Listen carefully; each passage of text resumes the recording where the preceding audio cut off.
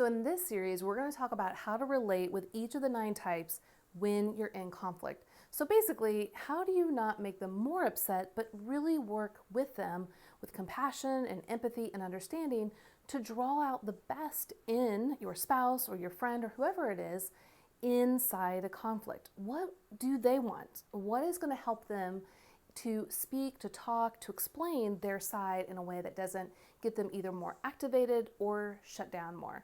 Because each of the types are very different. So we're going to take a look into how to be with others in conflict.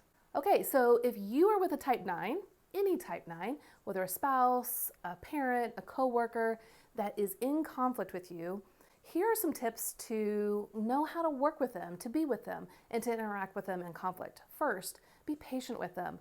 When in conflict, it's one of their worst fears. So they're going to want to shut down or run away. Any kind of tension is not fun for them. It feels like they're a shooken up bottle of 2-liter Coke, and any moment that's just going to spew everywhere. And it's super uncomfortable and fearful for them. So be patient with them, be understanding, and speak to them in a low, calm manner. If you can't, take some time to step away until you're at a place where there's a lot more calm. It's at this place that they feel more safe to talk and to speak about what they're feeling. But they do need time to think and process. So be patient, be kind, and definitely be affirming when they do voice their side of the opinion. They would rather go along to get along than to really assert themselves out of fear. So when they assert themselves and say their piece, give them as much affirmation and encouragement as you can give. All right, so when you're in a conflict with a type 8, any type 8, your spouse, coworker, friend, acquaintance, what do you need to be like to help resolve the conflict? Well, 8s want to know that you're not going to blindside them or betray them or harm and control them. So being direct and honest is very important to them. So say it like it is. Now, be tactful. You don't need to be aggressive or harsh, but be honest and authentic. But if you sense that they're being very forceful or big, strong, direct, blunt, and that hurts you, don't automatically assume that they're trying to harm you or hurt you. It is their way of making sure that you know where they stand, because they don't want someone to blindside them, so they're going to speak very bluntly. So ask clarifying questions. See if their intention is to hurt and harm, or are they actually fearful that you might be doing something to harm them, which makes them come across more aggressive and strong. Because 8s are actually very tender-hearted. And if they know that the way that they're approaching you can be harmful or too aggressive, they are big-hearted and generous, and they don't want that to happen. But they also need to know where you're coming from. So be very clear and direct with your position and where you're coming from, letting them know that you're not trying to blindside them or betray them, and that you're wanting to work this out together. Okay, so how do you work with a type 7 when you're in conflict with them? Any type of 7. Well, they do not want to be trapped in emotional pain, boredom, something negative, and conflicts can be just that. So come to them with positivity, thinking of what could be, setting up ideas and visions that might not be, normal. Like give them something to think through, to be excited about. Now, in conflict, obviously, that's not usually fun for most people, but it can be. If it's a conflict where you're thinking through, well, this isn't going to work or that's not going to work, well, then let's think of what can. They want to think through problems and problem solves with fun and whimsy and creativity of what the future holds. Also, maybe schedule a time with the type 7 of when to talk about it, when you're not feeling so frustrated, upset, and wanting to get things done immediately in a way that's very negative or pessimistic. So come back to, let's say, the kitchen table or the drawing board when you feel like, you know what, I'm more calm, I think I can steer this in a more positive direction, and invite them back into that with me. You will see that the 7 will be much more apt to stay engaged, to not want to escape when you approach them into conflict in this more positive, creative space with them. Okay, so what do you do when you're in conflict with a type 6? Well, 6s can be very reactive, and they want to see that kind of reactivity push back to them. At the same time, they want to know that they're safe and secure. So what they're really wanting to know is that you see the problem as it is, that you're not going to be like, oh, it's fine, or oh, that is the worst, and give them even more reasons to be anxious. But they want you to address the topic as it is, because they feel that they're seeing reality. Now, different types see it as pessimism or that they're not seeing it enough. So know that you want to address the type 6 right where they're at. Listen to them, engage with them, reflect back to them what you hear, reassuring that you're trying to understand their perspective. And if you have a different perspective, either bring it up to a reassuring perspective or bring it down from an overly optimistic, idealistic perspective into more of a realistic perspective. But listen and engage. Reassure them, not in a, oh, everything's going to be fine. That's not going to really help them.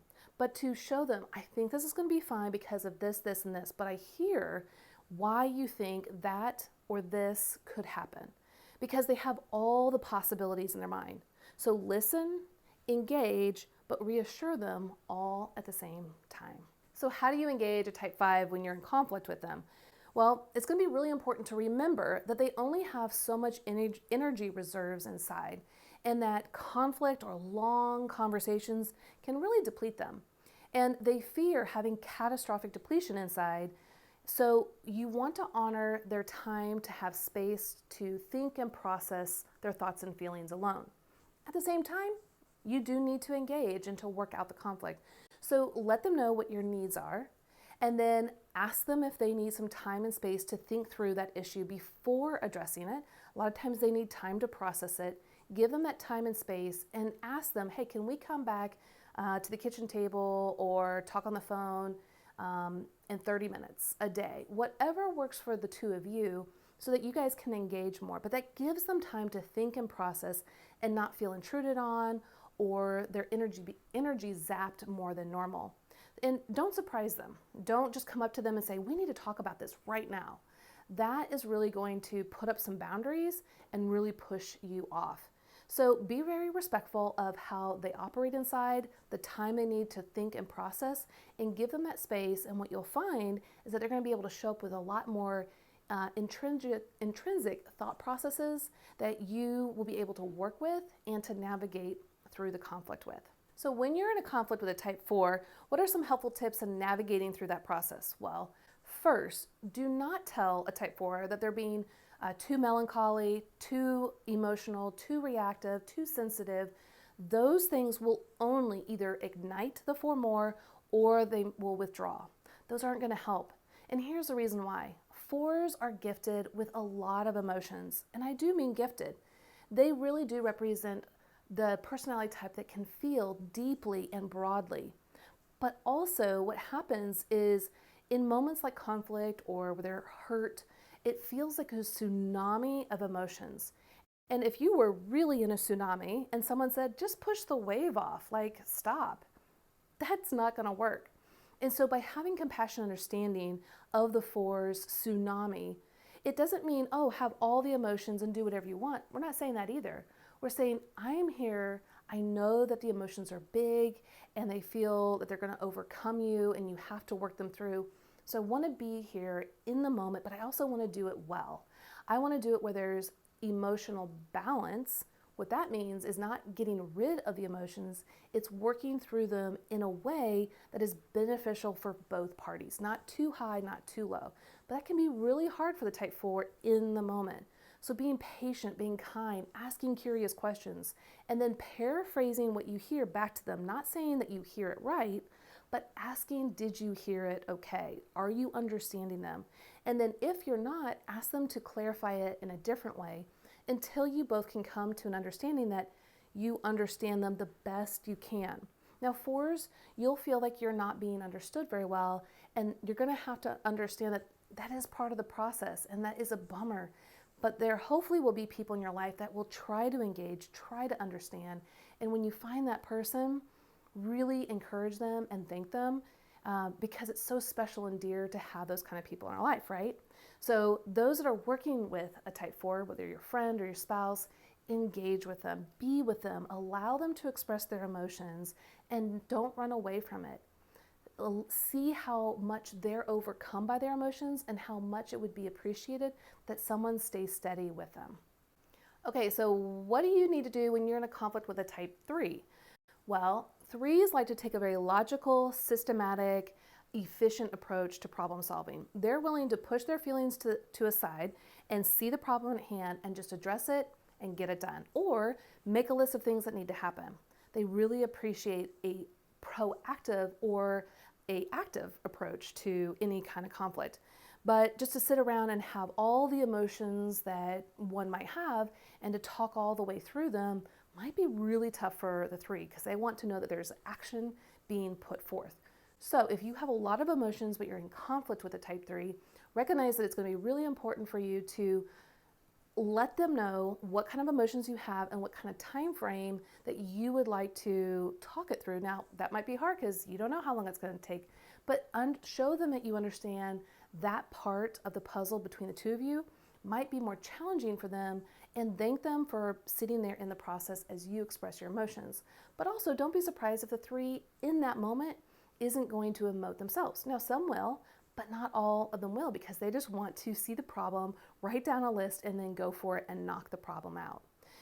But also encourage them. Recognize when they really excel and do well on behalf of the relationship or the work environment, whatever it is that you're in, and let them know that you really appreciate the effort or the work that they put into whether it's the relationship or the task at hand.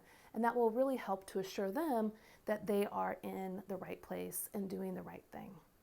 So when you're in a conflict with type 2, what are some helpful tips in navigating through that? Well, first and foremost, be as encouraging and affirming as you can. 2s are very sensitive, and they're really afraid of being rejected. And so in a conflict, they are going to fear that you're rejecting them. And they can either become very defensive or passive aggressive. And so recognize that up front, that you want to kind of use the sandwich method where you give affirmations. You say what you need to say, still in a gentle, affirming way, and then give more affirmations. That is going to help the type 2 hear it and not either feel rejective and defensive, but they're also going to see, oh, you see that my heart is wanting to be helpful or kind or loving.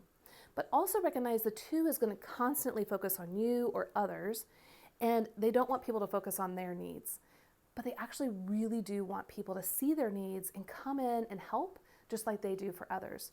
So when you see a type 2 focusing all the time on others, take the time to really focus in on them and see a need and then meet that need in a surprising way. They will really find that delightful.